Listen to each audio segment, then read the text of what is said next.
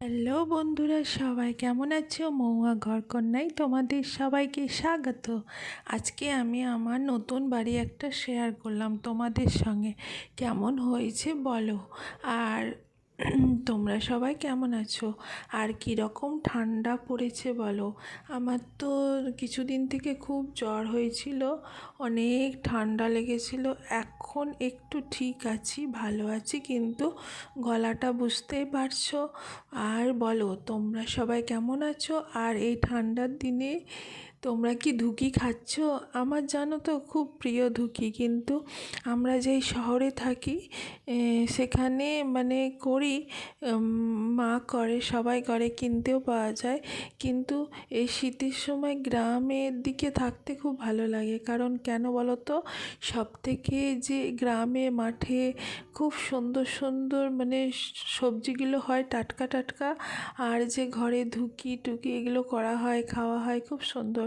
আর এই ঘরটা খুব স্বপ্নর মতো করেছি, খুব গোছানো। আর তোমাদেরকে কেমন লাগছে বলবে।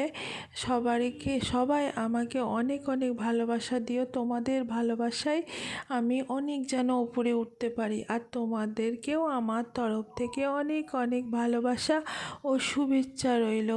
আর এখন সকাল সকাল ভিডিওটা আমি করেছিলাম, নিয়ে এখন ছাড়লাম।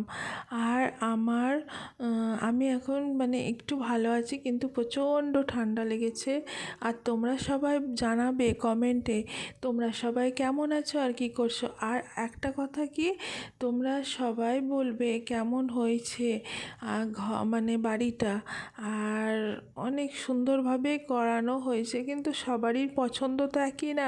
তোমাদের পছন্দ হতেও পারে, নাও হতে পারে, কিন্তু আমি একটা মনের মতো স্বপ্ন দিয়ে যে ছোট একটা স্বপ্ন তৈরি করেছি, মানে আমার বাড়ি। তাই তোমাদের সবাইকে অনেক অনেক শুভেচ্ছা ও ভালোবাসা রইল।